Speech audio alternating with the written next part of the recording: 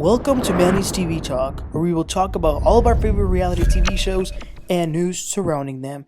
Grab a snack, a drink, and get comfortable because this starts now. Hello, everybody, and welcome back. Today we're going to talk about the new part of the Real Housewives of Potomac Season 8 reunion. This is part 2. Let's get right into it. To not only be on the receiving end of being accused of being a colorist, which I think is horrible, but still.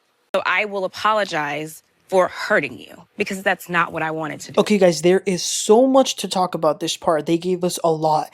Okay, so this part begins with Wendy, who has just brought up that Gordon told her that Iyke, who is Mia's new boyfriend, thinks Jeremiah is his son because there were some overlap.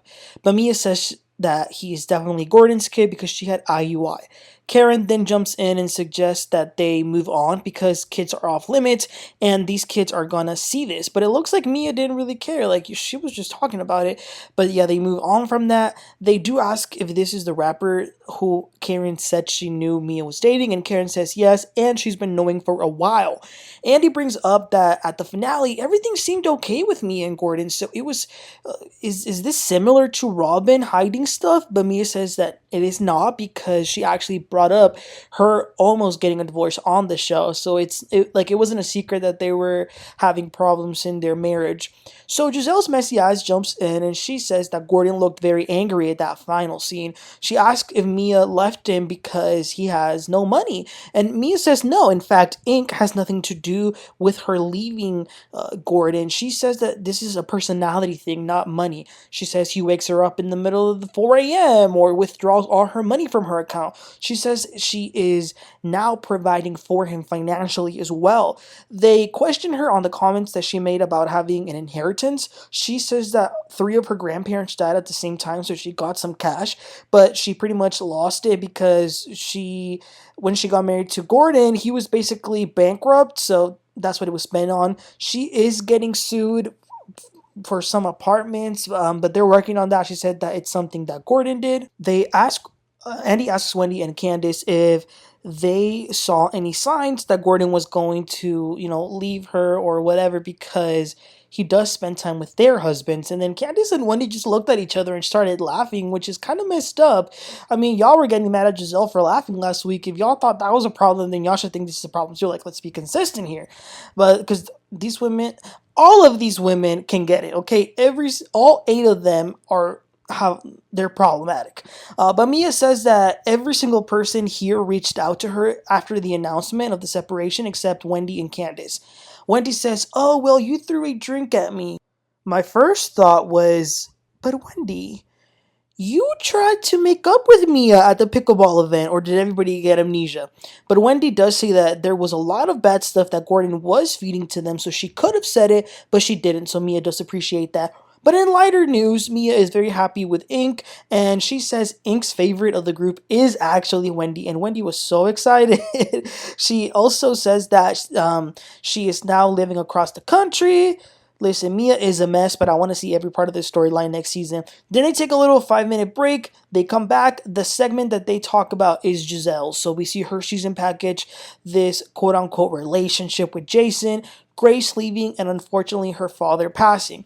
As soon as they watch those scenes, Gizelle says, "Wait, before you even ask me anything, Wendy is lying." And she's referring to when Mia in the finale told them that Gizelle's father was having surgery, and Wendy said, "Oh, well, she made fun of my mom when she was having surgery, so I have nothing to say." Gizelle says that's a lie. She never knew her mom was having surgery, nor did she make fun of her. Wendy says that she was, and that Gizelle said that she was evil and that she had to call Jamal to, get the spirits out.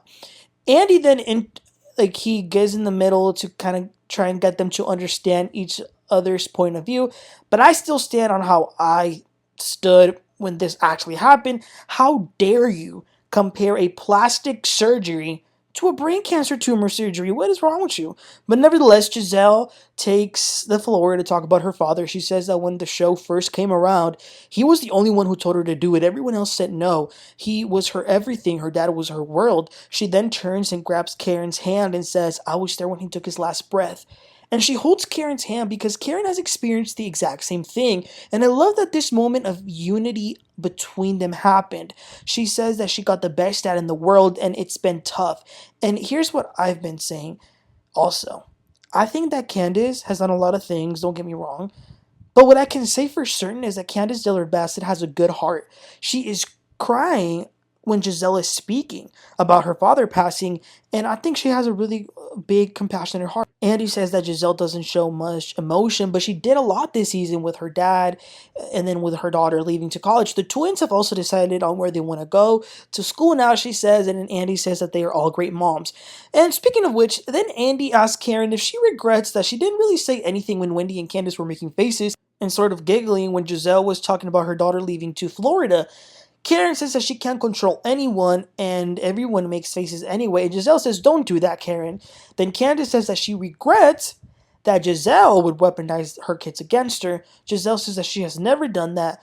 Then this was funny. So Wendy says, well, I actually congratulated Gizelle and I asked her if her daughter would be an Alpha Kappa Alpha. And then Gizelle says, that never happened.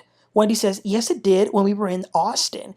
And Gizelle says, someone please find the clip. Please find the clip. Andy gets a notice in his ear that clip doesn't exist. Candiace does say that she remembers hearing it, but there's no proof. So, there you go. Then, they start to talk about Gizelle's little fling with that guy, Jason, who was actually just spotted the other day kissing a white girl. But she says that they can do whatever they want as long as they're not with each other, like, physically. It's crazy. And then Mia tells us that Gizelle, is actually dating an athlete right now on the side.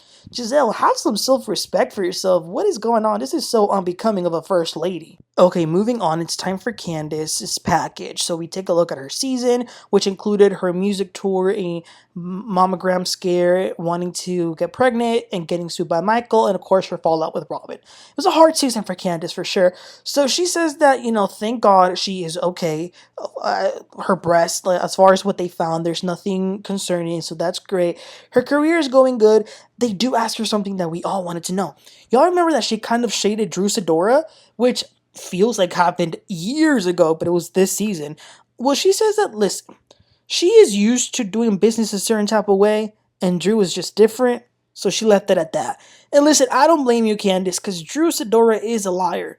They say that Michael Darby's lawsuit was dismissed. Some comments thought that Ashley probably knew and wanted some of that money, but Ashley says that's not true. Then as far as social media, Robyn says she felt like Candiace was coming for her job. So then Candiace says, okay, I need to provide you guys with a timeline. So this is what happened. They filmed the reunion last year, January 2023. Robyn then posted on her Instagram some picture of her reunion look. Candiace texts her and says, pretty long hair or something like that. It was a compliment. Robyn's dumb response was, does it make me look like a white woman? Because you might not like that. Then Candiace texts her, are you mad at me? Robyn does not respond, and Candiace actually kept messaging her a while about stuff that was going on with Juan and stuff, just reaching out, and no response from Robyn. So that's when Robyn finally tells us that what made her really upset with their friendship was the colorist conversation. She says it made her extremely uncomfortable and she didn't know how to react, and she starts to cry. This woman is in tears. She says that she has never been accused of anything like that she was the receiving end of being labeled a colorist, but what really hurt her was them talking about Juan and, being accused of plotting. So Candiace's response is, let's go back about the colorism thing. She says, growing up, I've always talked about race, colors, hues, creed. Like, it's something normal. So she didn't know that they were going to be uncomfortable with this. So then Gizelle jumps in to ruin the moment to say, well, I talk about race too. I'm a part of a black fraternity. And she starts to go down the list. She says that that has nothing to do with Candiace's insinuation that they're colorists on social media. Candiace says that she never insinuated that. Matter of fact, in the last reunion, she actually said point blank that she didn't think they were colorist. Wendy starts to bring up racism, and Karen says that there's no group of women in Bravo TV that are better equipped to have this conversation than them.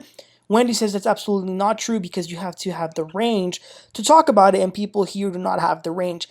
I do agree that last season when they had that conversation, I thought they probably should have brought in an expert, but that was pretty much all. There was no resolution because every time they seemed to take a step forward, they take like 5 back. Like there will be moments where Candiace and Robyn were like almost there, but then they would just go back and nothing was accomplished.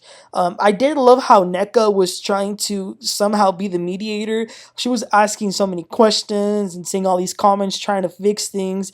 And then they took a few minute break because the husbands are coming out. And Nneka actually goes to her little dressing room and says that, listen, the reunion is almost over and she needs to talk about the fact that she's been dragged, attacked, and maligned on social media. Her husband says, well, you have to say it or else I'll help you. And Nneka says, no, you are not helping me. You're just going to sit there or you can go back to wherever Juan Dixon is. That's hilarious. Okay, so the husbands come out and that hater, I'm tired of sugarcoating it, that hater woman, Wendy, was giving the dirtiest looks to Nneka and Iyke. Iyke, by the way, looked amazing. He was wearing a great Nigerian-inspired outfit. But Andy goes around introducing everyone. Andy asked Mia really quickly about the trips that she used to take to the Dominican Republic. She says, yeah, she's been there to see the other side of what men can do. So she left it a little ambiguous. Andy tells Chris that, we haven't seen him a lot this season, and Chris says that it was by design. If he isn't going to be wanted around, he's not going to be around. Andy asks Chris if he still believes that Robyn plotted on him, and he says that he really doesn't give an F anymore. Then they ask him about that woman who said that she had an affair with him, then had an abortion, and then she said she made it up, but then she said that she actually didn't make it up. He says that he never met her. Then Robyn jumps in. She says, so the screenshots were photoshopped? And Chris says, I don't know what you're talking about. So listen, Robyn, sweetie, you look horrible talking to this man's husband when you don't got one behind you. Let's just say that.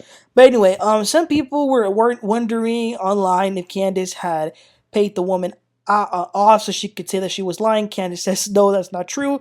Gizelle and Robyn do point out that the girl then said that she wasn't lying after she said she was. This girl's credibility is out the window. And then Candiace, she doesn't blame them, but she does have doubts. She has a lot of doubts nowadays. And then Gizelle says that the girl doesn't know her. She says, the girl doesn't know me. She's actually said that she does not know me and that she wants y'all to keep me out of this. Chris says, well, that's how Candiace feels. Just like you said that you felt about me last year, that's how she feels. Okay. Andy asks the men what do they think about Juan being the only husband not there. And they don't really care and they don't really want to say anything. But Gordon does say that the reason he's here is to support his wife or ex-wife. Then he's getting ready to say something important. And as he begins to prepare himself, we kind of see tears sort of start forming in his eyes. And they ended it right there. We didn't get to hear what he said. I hope this is just me guessing that it might have something to do with his illness. I hope not, but they look very sad, and so did Mia. So we'll see what happens in the third part. But yeah, you guys, this was the second part. A lot of stuff happened. I'm gonna take it back. I know that last week I said that they don't deserved 3 parts, but I could see why they did 3 parts. But yeah, you guys, let me know your thoughts about Candiace, Robyn, Gizelle, anything you want to tell me. Please don't forget to like and subscribe, and I'll catch y'all next time. You'll have a great one. Bye.